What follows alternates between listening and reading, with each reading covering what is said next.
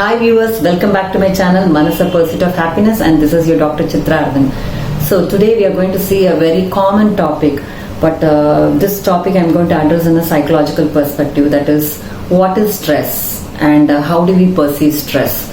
So stress is something which is perceived right from the childhood till old age. So everyone nowadays say like my life is full of stress. So stress is one word which is uttered by each and every one of us in this whole world. So, but then do we understand stress properly? So here in the psychological perspective, I'm going to explain how do we understand stress, and there's going to be some psychoeducation about stress. So this psychoeducation will help you to manage stress in a more constructive way. So let's go to the topic. Fine. So stress, when we hear this word, we all want to avoid this. So we're all praying for a life which is like out of stress. I don't want stress in my life. But this itself is a myth, because stress is something which is highly unavoidable in our whole life. Who's the only person who's having no stress? It's only dead body. So it's only a myth that there is no one in this whole world who could say that I have no stress in my life. But it's all about how do we manage stress. So one more thing we talk about stress is something I should avoid, and I don't want this in my life, right? But then I would say that we need to have some moderate stress in our life.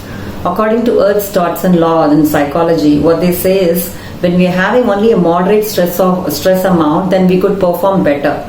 And when we have no stress at all, then we don't perform, we fail. And only when the stress is going out of limits, there's a lot of problem.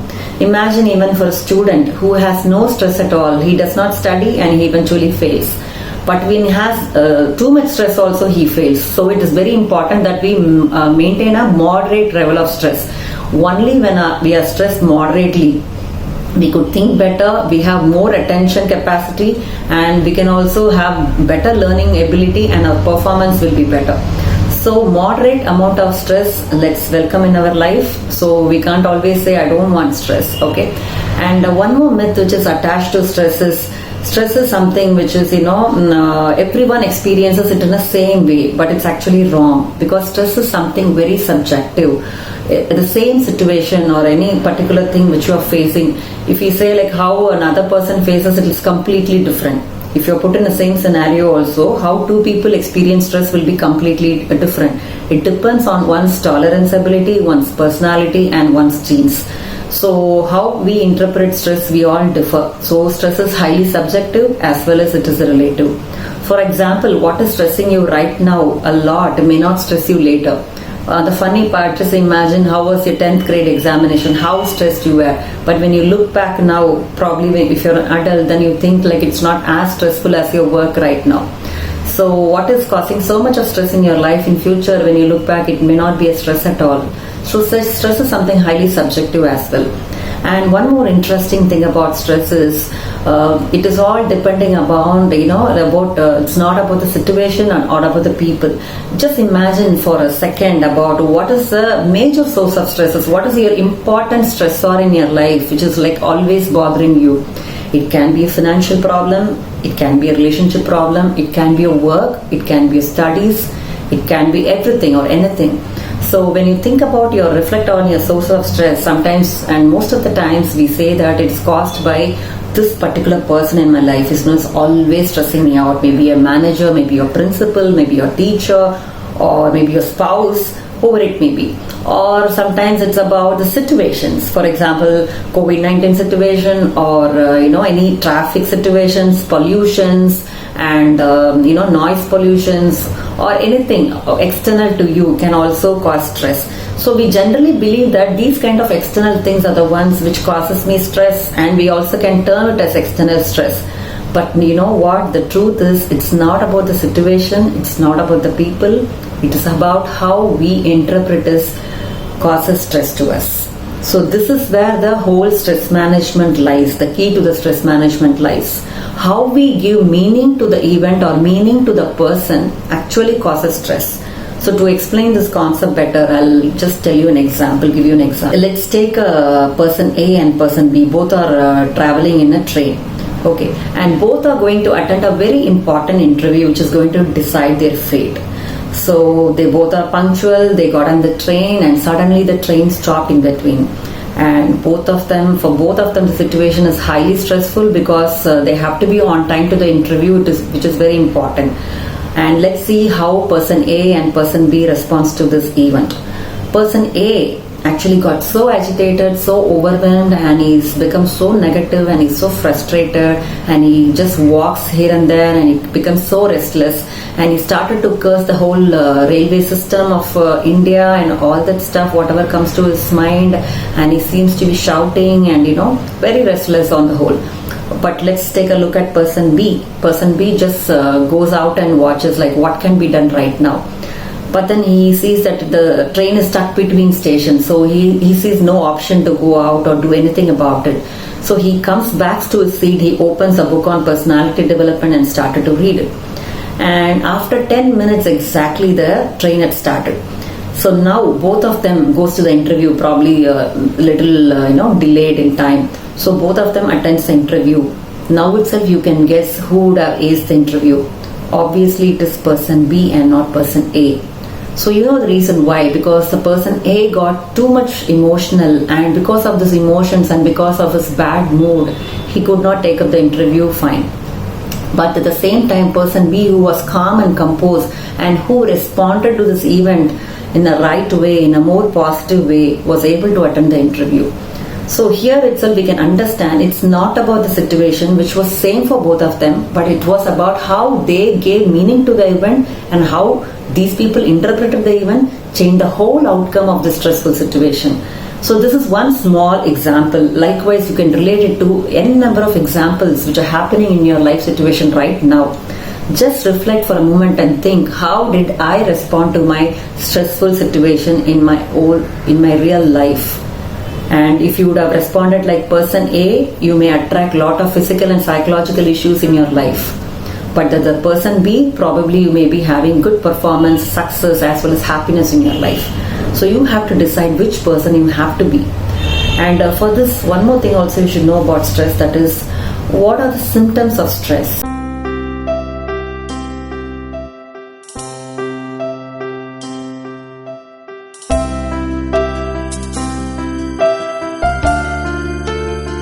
Because in my experience, I've seen a lot of people who come to me, they might have walked into this clinic quite a later point in their life. By the time stress would have taken a lot of toll on their physical health, psychological health, as well as their work. I'm going to talk about some of the warning signs of stress.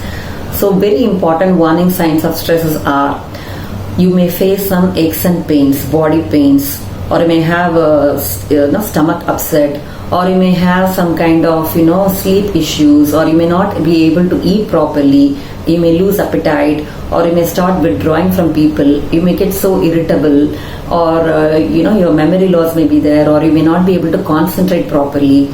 And in emotional signs, like you may get so irritated, you may get upset, and it may also show in other behavioral signs, like you may be you may tend to shop a lot, or watch the social media or movies a lot, and just like that, without mindlessly you may be playing a lot of games. All these are some of the warning signs of stress. I've just told some warning signs, and there are a lot other signs of stress as well.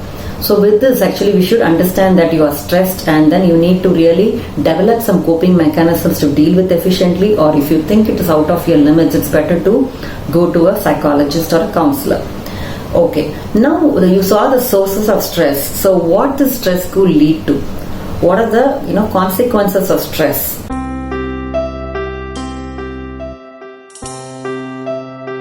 So stress can have deleterious consequences on your health, like coronary heart disease, type 2 diabetes, and lot of the lifestyle disorders, as well as it can lead to a lot of mental health problems as well. So you can even develop anxiety issues, depression, and a lot of other physical complaints can also result because of stress which is not addressed on time. And also it can have a lot of negative consequences on your work as well.